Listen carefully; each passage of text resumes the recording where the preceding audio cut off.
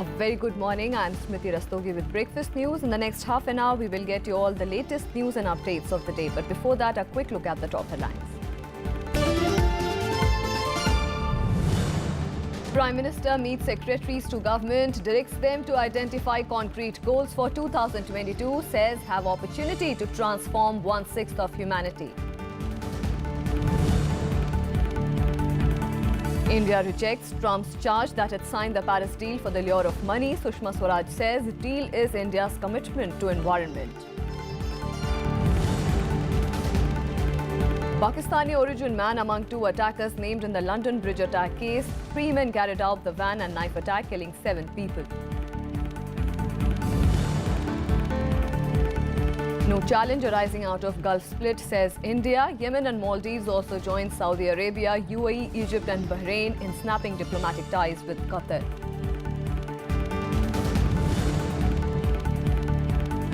And Rohan Bopanna and Canadian partners storm into French Open mixed doubles semi-finals. Murray, Wawrinka, Pliskova and Halep make it to the single quarter-finals.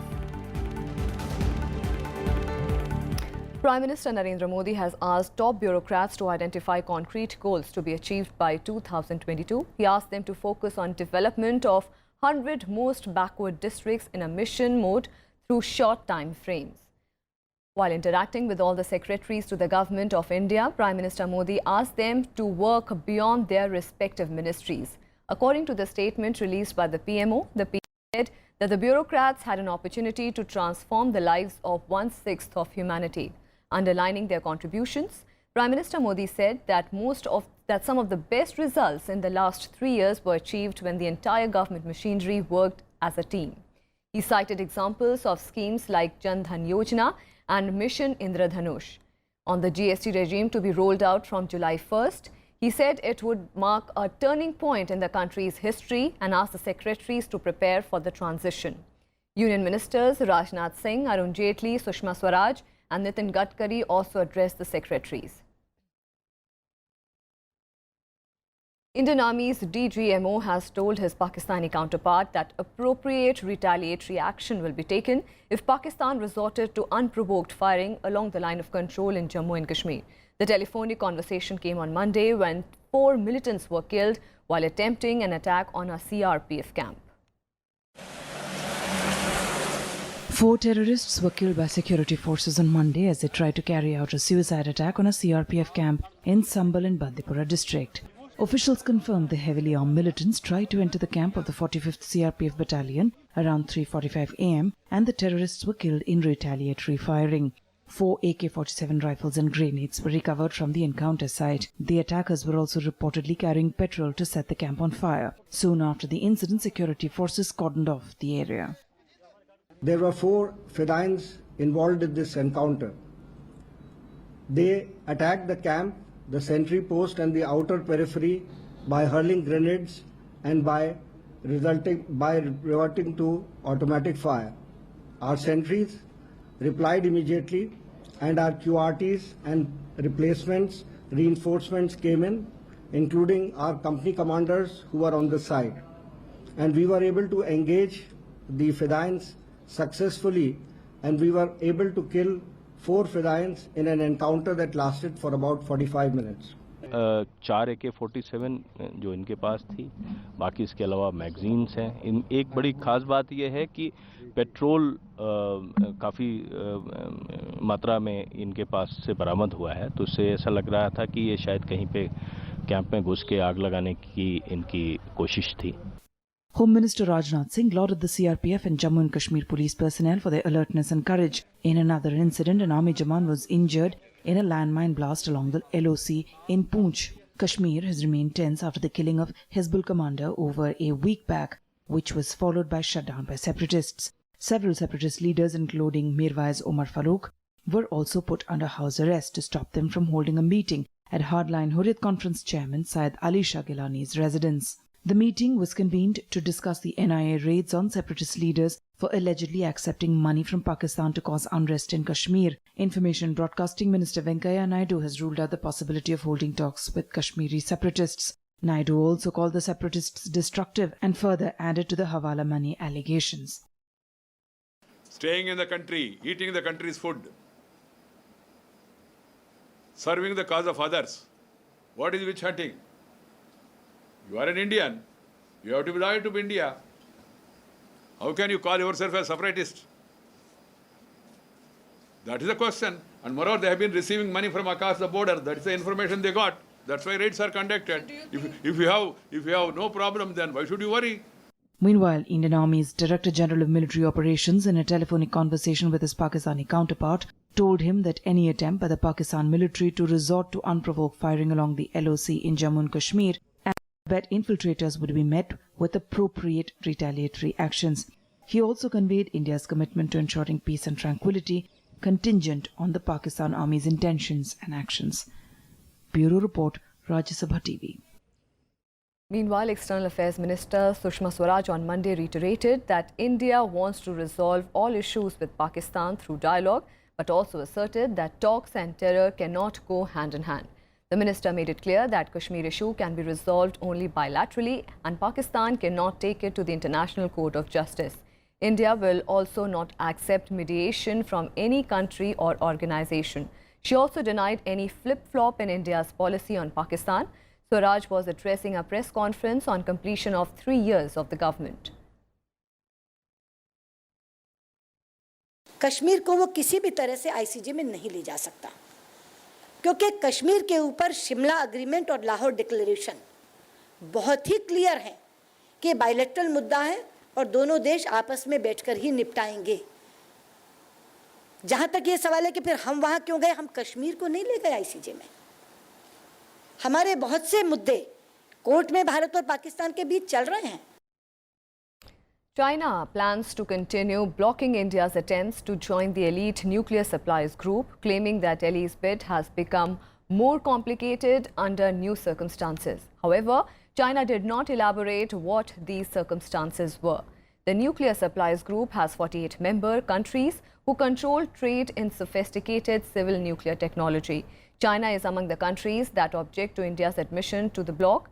For any new country to become a member, there should be consensus among the other members. China's Assistant Minister of Foreign Affairs said, and I quote, about the nuclear supplies group, it is a new issue under the new circumstances and it is more complicated than the previously imagined, unquote.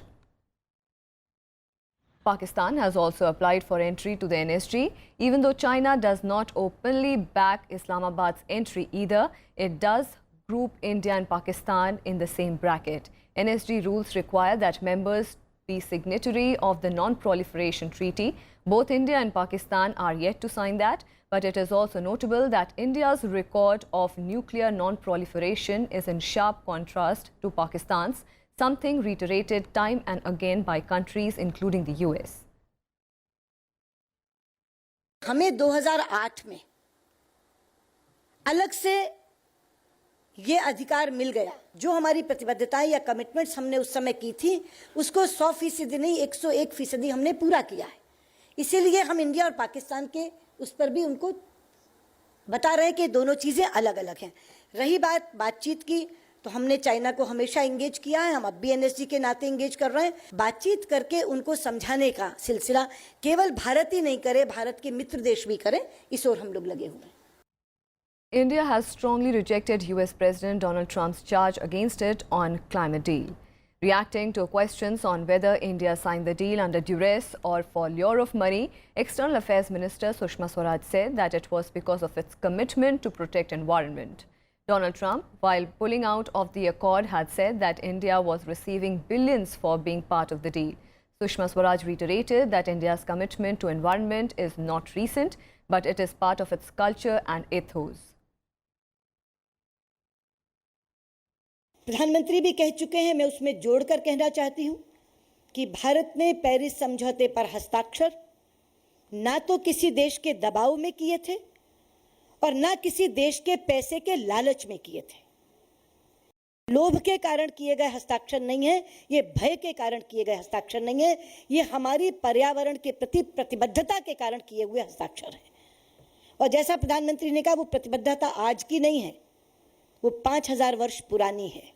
इसलिए कोई ये कहे कि हमने किसी के पैसे के लालच में आकर के पेरिस समझौते पे हस्ताक्षर कर दिए या कोई ये कहे कि हमने दबाव में आकर कर दिए, मैं इस दोनों आरोपों को सिरे से खारिज करती हूं और ये कहती हूं कि हमने ये हस्ताक्षर केवल अपनी कमिटमेंट के कारण किए, इसलिए अमेरिका उसमें रहे या ना रहे, भारत उसमें बना रहेगा।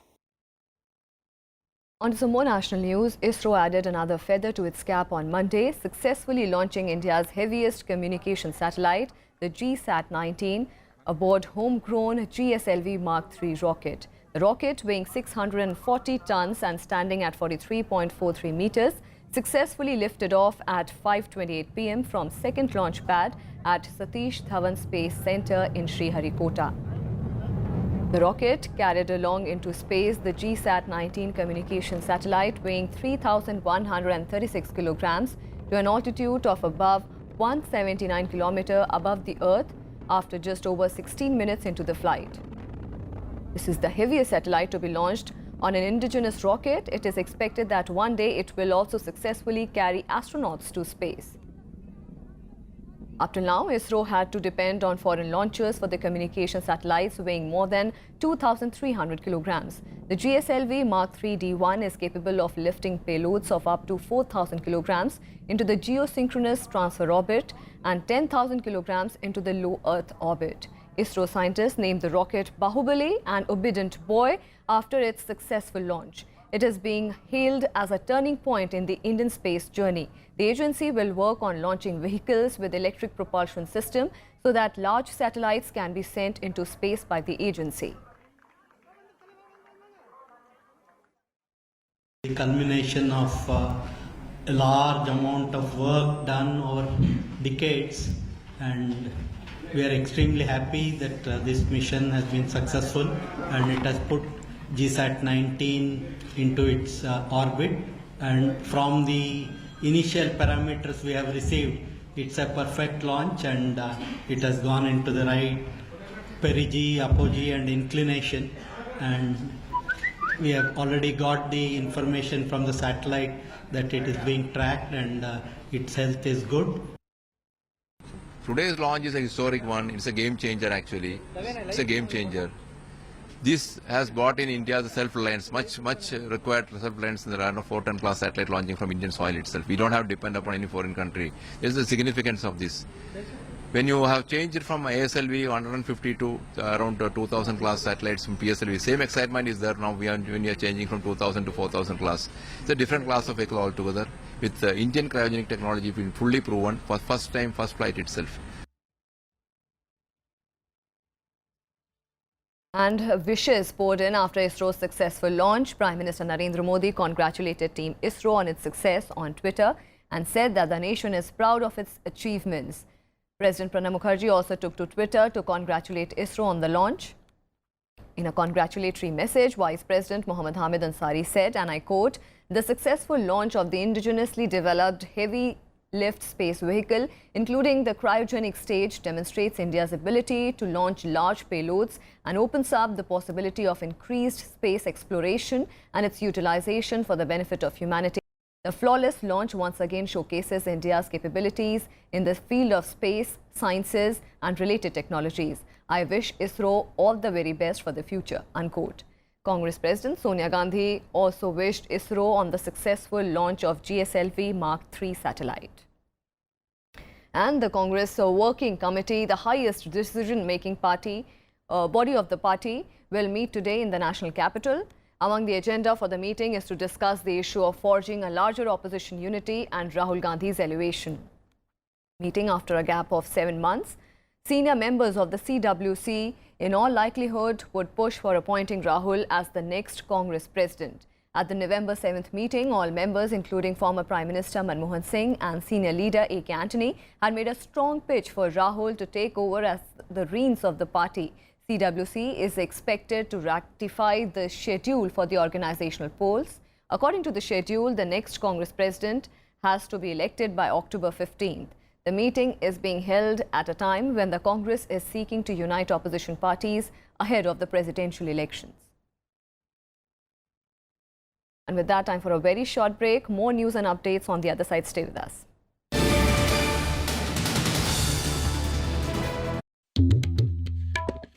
The story we thought we knew.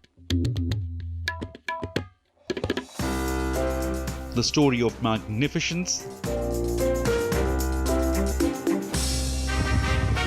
The story of bloody battles. Of those who ruled and those who left their footprints. The story charting the course of our past.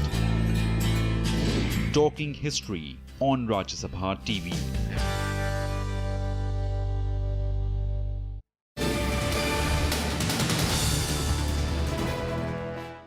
Welcome back. More than 30,000 doctors across the country are expected to join a protest rally in Delhi today. The Indian Medical Association has given a call for a nationwide strike. The protest will be held under the Delhi Jalo program. The strike call is to protest violence against doctors. A signature campaign has been launched throughout the country. A memorandum will be submitted to the Union Health Minister after the dharna.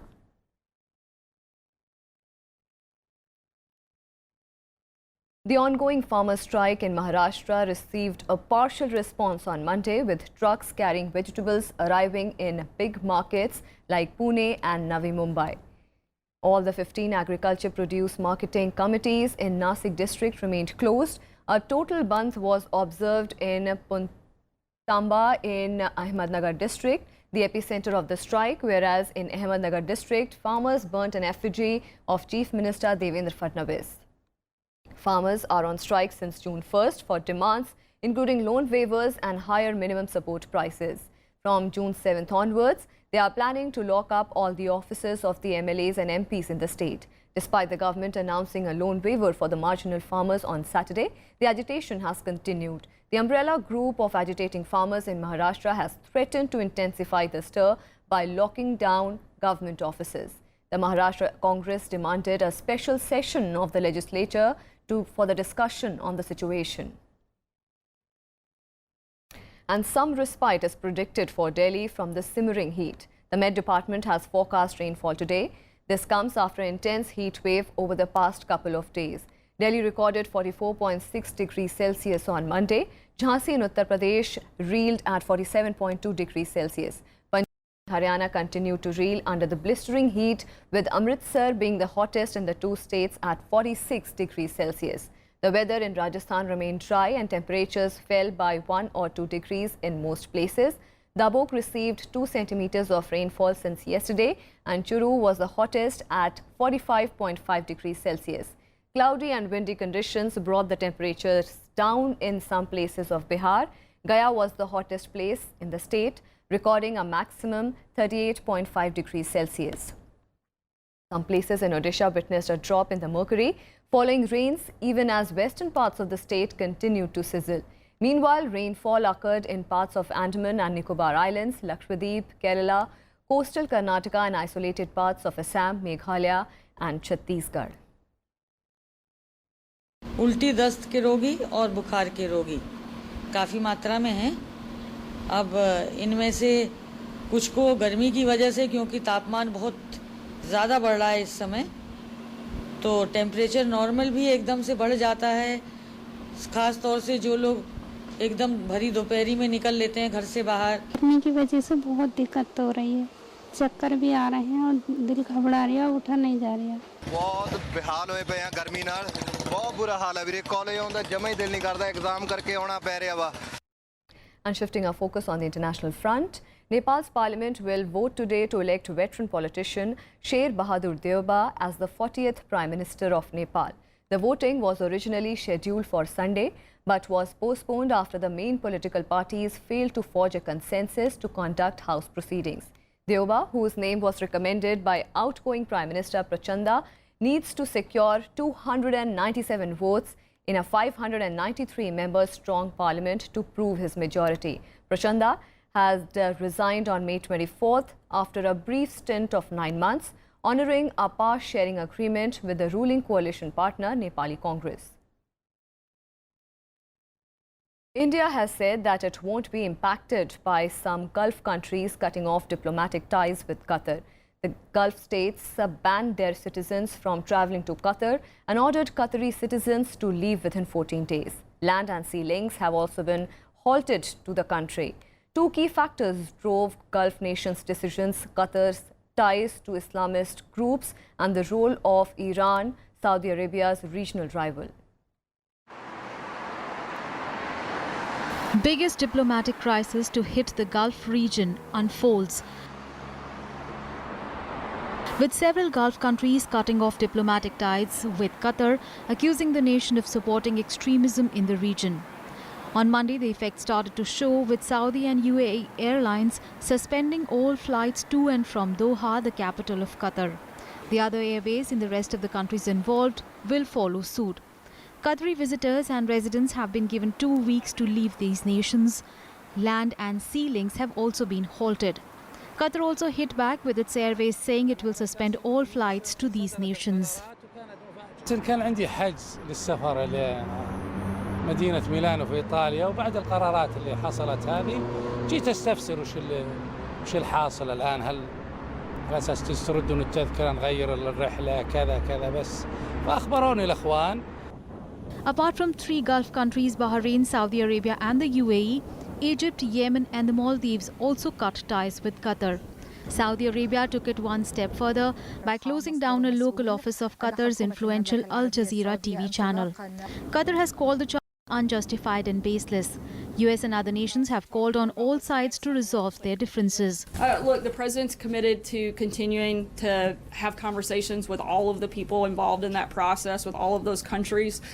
We want to continue to de-escalate that, and at this point we're continuing to work with each of those partners. Meanwhile, India says that it won't be impacted by the development in the Gulf region. जहाँ तक Qatar के साथ investment का सवाल है, Qatar की airline का सवाल है, बाकी जो MOUs हमारे उनके साथ हुए उस पर कतई कोई फ़र्क इससे नहीं पड़ता, क्योंकि जो आपने खुद कहा, सऊदी और ईरान में भी तो 36 का आंकड़ा है, लेकिन हम ईरान के साथ भी चाह बाहर कर रहे हैं और सऊदी के साथ भी हमारे अच्छे रिश्ते, इन्वेस्टमेंट आ रहा है, तो हमारे अपने हितों पर या हमारे उनके साथ इन्वेस्टमेंट पर किसी तरह का कोई असर इससे नहीं पड़ता. In Qatar, apart from the threat of large-scale travel disruption, there are reports of residents stockpiling food and water, as Qatar is heavily dependent on Saudi Arabia for its food imports. Stock market in Qatar and rest of the 6-nation Gulf Cooperation Council also dropped after the development. While the severing of the ties was sudden, it has not come out of the blue, as tensions have been building for years. 2 weeks ago, the UAE, Saudi Arabia, Bahrain and Egypt had blocked Qatari news sites over comments allegedly made by Qatari Emir Sheikh Tamim Al Hamad Al Thani, wherein he hailed Iran as an Islamic power. However, experts say that Donald Trump's recent visit to Saudi may also have emboldened the country, where the US president urged Muslim countries to take the lead in combating radicalization. Saudi Arabia, the UAE, Bahrain, Oman, Kuwait and Qatar form regional alliance Gulf Cooperation Council. After Monday's development, only Kuwait and Oman have ties with Qatar. Bureau Report, Rajya Sabha TV. Khurram Butt, a British citizen born in Pakistan, and Rachid Riodane have been named by Scotland Yard as 2 of the 3 men who killed 7 people during a weekend terror attack in London. Butt was married with children and lived in Barking, East London for a number of years. Police said Butt was known to security services, but there had been no evidence of attack planning. Riodane, who also lived in Barking, claimed to be a Moroccan Libyan. The pair and 1 other man were shot dead by police after killing 7 people and injuring 48. They drove their hired van into pedestrians on London Bridge before stabbing people in the area around Borough Market. Inquiries are going on to confirm the identity of their accomplice. Butt was supposed ringleader of the London Bridge terror attack, who was photographed on the ground wearing an Arsenal football shirt with canisters strapped to his body. Butt had been reported to the anti-terror police on at least 2 occasions. Rachid is believed to be the attacker, who was carrying an ID card issued in Ireland when he was shot dead. Police have not identified the 3rd attacker. A look at the other international developments in World Wrap. After the IS claimed responsibility for the Melbourne attack, Australian Prime Minister Malcolm Turnbull has said that the police were treating the deadly siege as an act of terrorism. Police shot dead gunman Yaqub Khaire on Monday after he held a woman hostage inside an apartment building.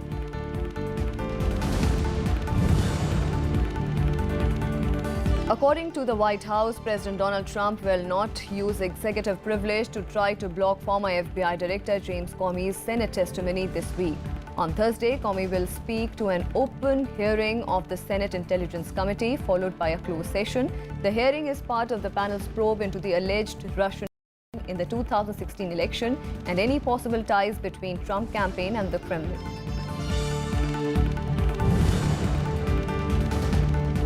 Montenegro became NATO's 29th member on Monday. The foreign minister submitted the small Balkan states' official accession to the North Atlantic Treaty Organization in a ceremony at the US State Department. The move came in the face of bitter opposition from Moscow, which says NATO's steady expansion into the former communist states of Eastern Europe threatens its own security and cannot go unchallenged.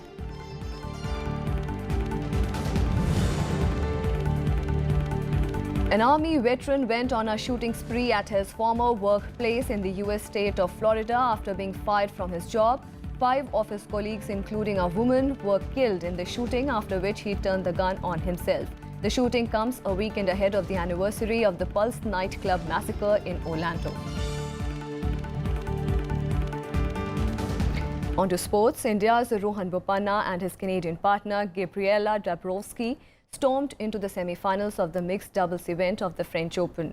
The 7th-seeded pair defeated the 2nd-seed duo of Sania Mirza and Ivan Dodig 6-3, 6-4 in the quarter-final match. The win leaves Bopanna as the only Indian left in the fray in the Grand Slam. In the men's category, world number 1 Andy Murray produced a clinical performance to reach a 7th French Open quarter-final. Murray saw Russian Karen Khachanov 6-3, 6-4, 6-4 to set up the last 8 clash with Japan's Kei Nishikori. 5th seed Nishikori defeated Spain's Fernando Verdasco in 4 sets in the 4th round match. 3rd seed Stan Wawrinka also booked a place in the quarterfinals with a comfortable 7-5, 7-6, 6-2 win over Frenchman Gael Monfils. He will next face Marin Cilic of Croatia, who reached the quarterfinal after his opponent Kevin Anderson retired with a thigh injury trailing. In women's singles, 2nd seed Karolina Pliskova overcame challenge from world number 97 Veronika Sepede-Roig to make the quarterfinals. Pliskova was shocked in the first set by Paraguayan, but eventually won 2-6, 6-3, 6-4. 3rd seed Simona Halep of Romania also progressed to the last 8 with comfortable straight sets victory over Carla Suarez Navarro of Spain. And in the Champions Trophy, rain frustrated Australia and kept Bangladesh's Champions Trophy hopes alive as their Group A match was abandoned at the Oval.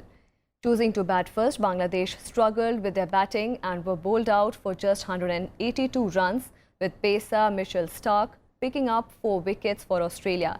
Tamim Iqbal once again top scored for Asian side with 95 runs.